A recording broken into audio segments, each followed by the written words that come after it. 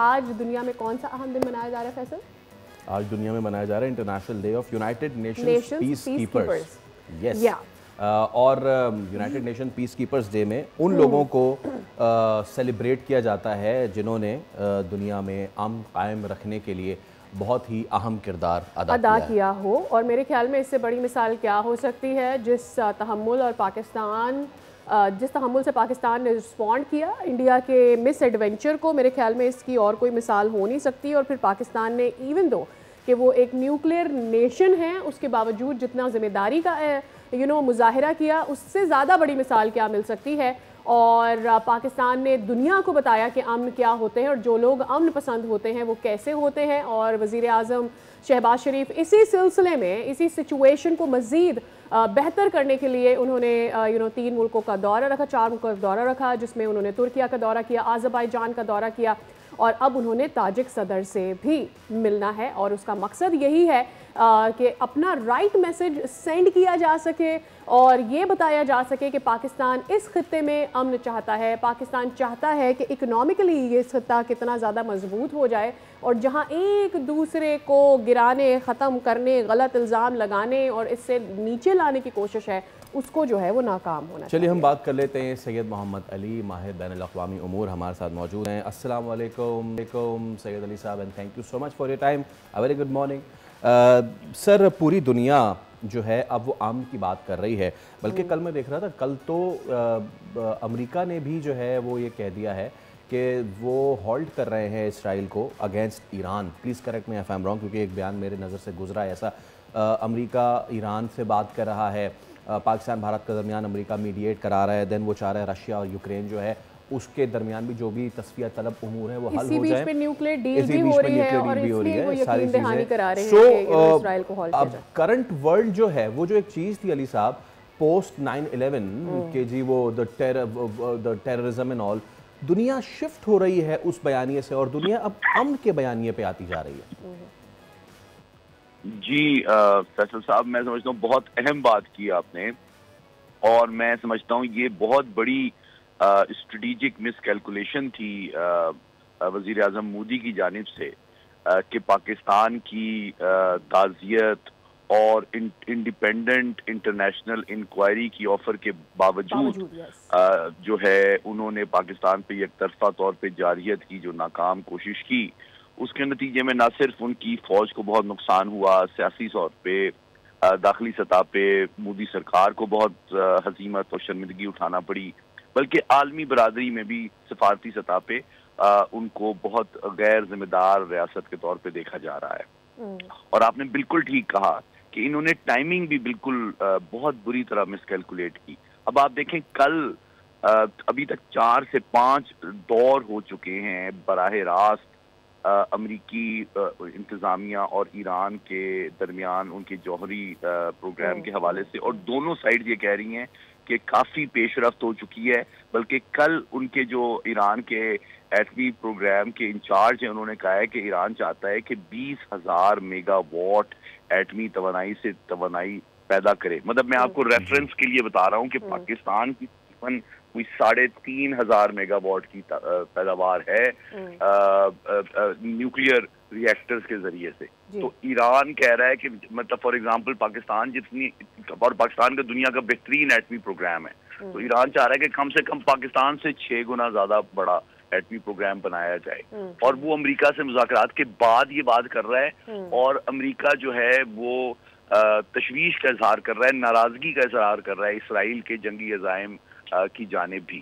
تو اس دور میں جب بھارت نے یک طرفہ طور پہ اتنے بڑے پیمانے پہ غیر ذمہ دارانہ جارحیت کی، اس نے اس کو یک طرفہ طور پہ پوری دنیا میں سفارتی سطح پہ آئسولیٹ کر دیا. اس لیے انہوں نے کئی سفارتی مندوب بھی بھیجے دنیا میں. لیکن آپ جانتے ہیں ششی تھرور صاحب امریکہ گئے اور کئی لاطینی امریکہ کے ممالک میں گئے، لیکن ان کو کوئی خاص سنوائی نہیں ہوئی ہے. دوسری بات یہ ہے کہ ان کے پاس کوئی جواب نہیں ہے کہ جناب اگر آپ کہ ملک میں کوئی ایسا واقعہ ہوا ہے تو آپ انٹرنیشنل انویسٹیگیشن کیوں نہیں کراتے؟ اس کا تو کوئی جواب نہیں ہے، آپ دوسرے ملک پہ چڑھ دوڑتے ہیں. اچھا، تیسری بات جو پاکستان کی جانب سے سفارتی مشن بھیجا گیا یہ خوش آئند ہے، لیکن میں سمجھتا ہوں کہ اس کے ذریعے سے پاکستان کو پر وقت انداز میں تمام حقائق عالمی برادری کے سامنے رکھنے کا موقع ملا ہے. لیکن میں سمجھتا ہوں کہ یہ ایک ایونٹ نہیں ہونا چاہیے, یہ ایک مسلسل پروسیس ہونا چاہیے. پاکستان کے جو تمام اہم سفارتی مشن ہیں ان کے پاس ریگولرلی ہر منتھ بھارت کی جو دہشت گردی جو ہے اس کے ثبوت موجود رہنے چاہیے. ہمیں ایک عالمی سطح پہ ایک ورلڈ ٹیررزم انڈیکس بنانے کی ضرورت ہے. ایک تھنک ٹینک ہونا چاہیے عالمی سطح پہ جو پوری دنیا میں دہشت گردی کے واقعات کو مانیٹر کرے.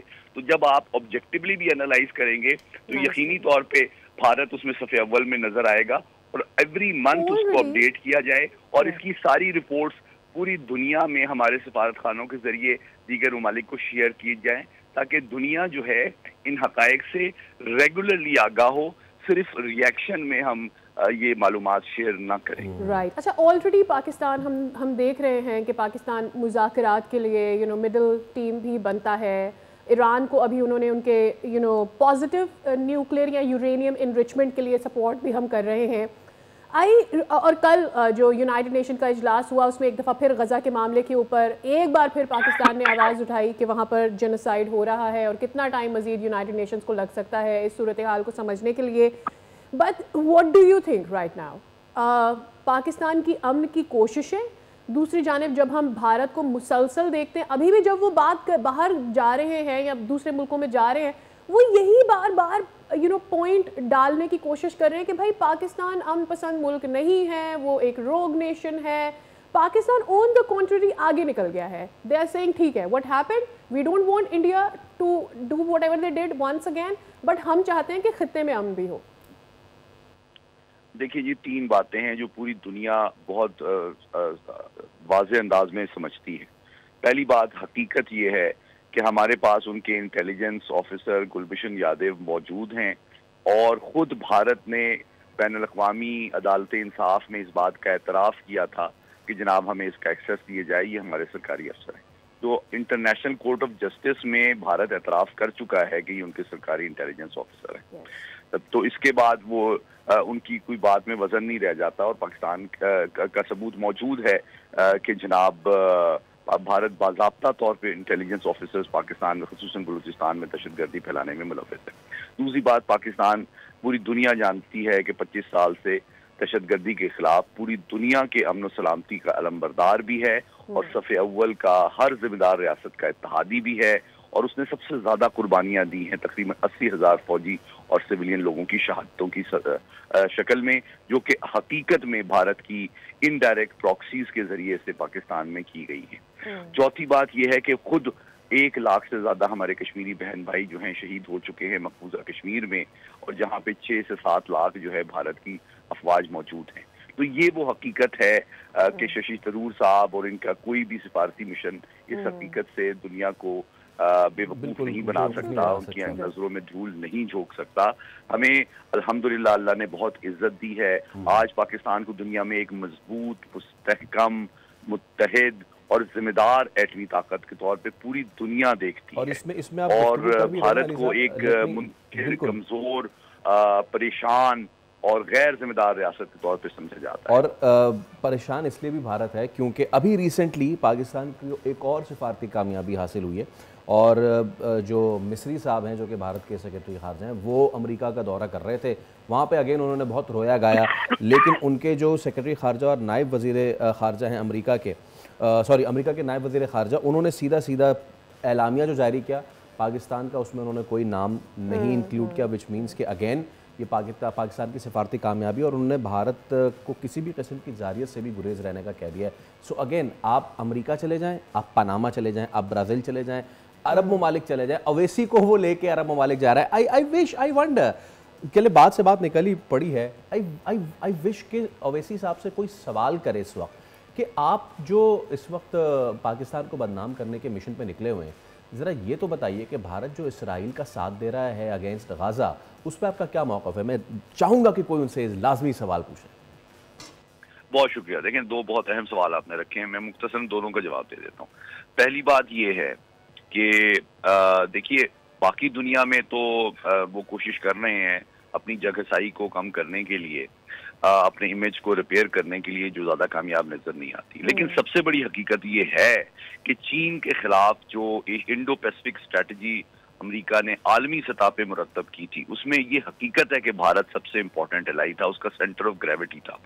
لیکن جب اس نے پاکستان پہ یک طرفہ طور پہ غیر ذمہ دارانہ جارحیت کا مظاہرہ کیا تو امریکہ نے بھارت کا اس میں ساتھ نہیں دیا.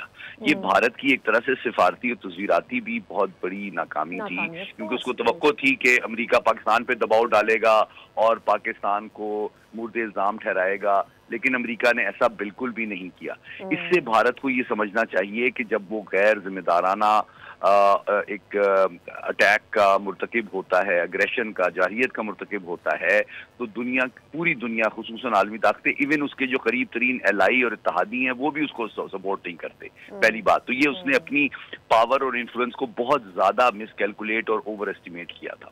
دوسری بات جو آپ نے اویسی صاحب کے بارے میں کی، ان کے بارے میں صرف ایک جملہ کہنا چاہوں گا. جو بانی پاکستان قائد اعظم محمد علی جناح نے کہا تھا کہ پاکستان بننے کے بعد جو مسلمان جنہوں نے فیصلہ کیا ہے کہ وہ بھارت میں رہیں گے، وہ ہر روز جو ہے ان کو یہ بھارتی ہندوؤں پہ ثابت کرنا پڑے گا کہ وہ ان کے ساتھ مخلص ہیں.